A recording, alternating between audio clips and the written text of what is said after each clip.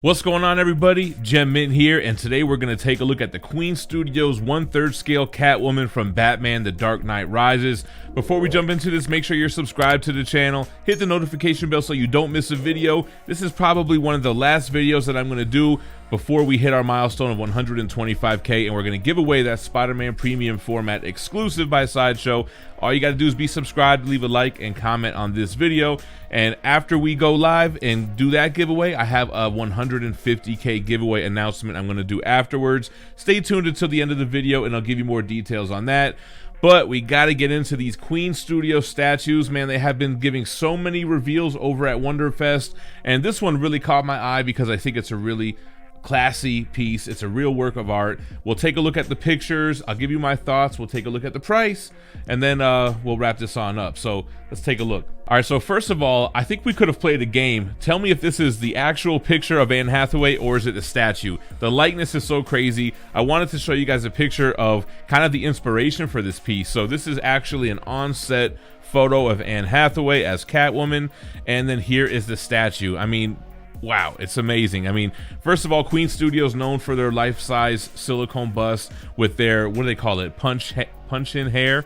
So she has realistic type of hair, and even though she doesn't have an expression on her face, it's kind of subtle, it has so much life in her face, man. I mean, it just looks so realistic and lifelike.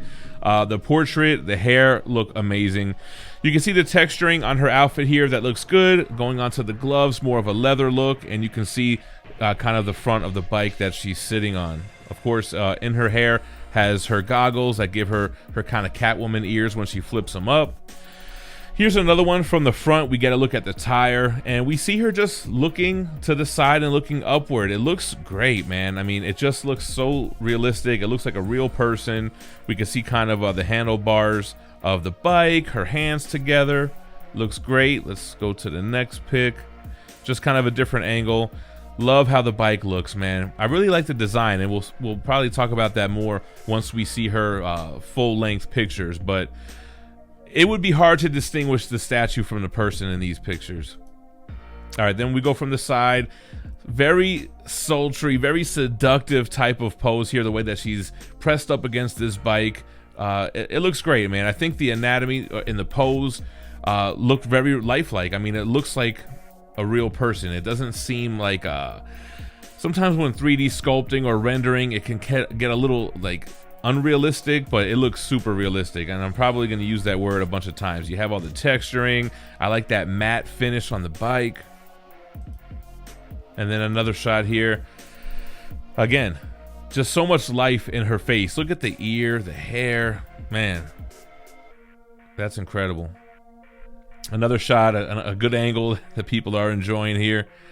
Very similar here. Here's from the other end with different type of lighting. It looks like a person, man. It doesn't look like a statue, and I guess we're gonna have to talk about that a little bit when we get into the price. But here's like the full length. We'll take a look at the measurements on Queen Studios website, but she has 1 foot up here, her right foot up on the bike, her left foot down on the ground. You have the Batman Dark Knight Rises logo on the base, and I like the base. It's very much like a centerpiece or something that would go in the middle on the calyx behind me here.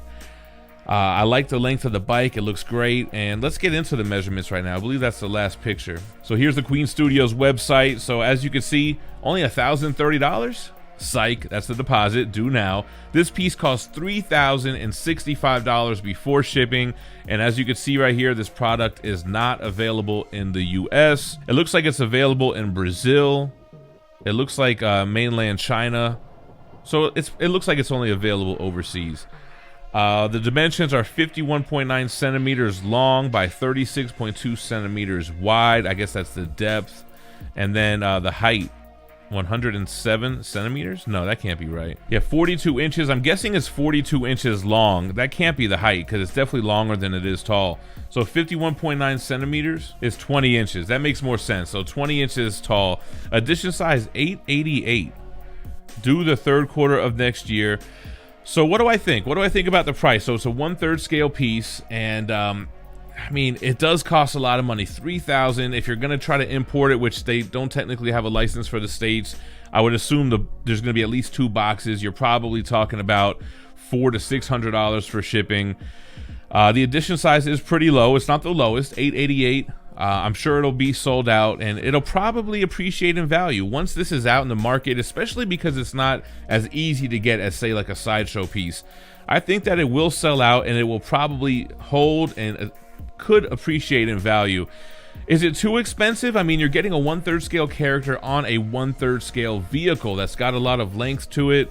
What did I say? It was 40 inches long. So, man, that's like that Venom Pool statue I have laying sideways.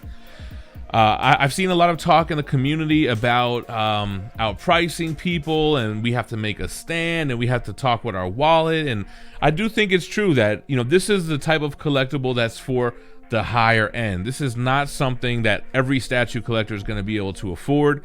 It's a lot of money. You're looking at least $3,500 when it comes down to it for shipping. It's hard for me to not say it's worth it, though, with how big this piece is, with the lifelike of the portrait, of the hair, of everything, the pose. It seems like it's worth the money, but it's just a very expensive piece that not many people will be able to collect. Now, for me, I'm not really a movie statue collector. I tend to stick to more the comic side of things, so this one is not one that I'm like really conflicted with on if it's something that I want to purchase or not. I'm cool with passing on this.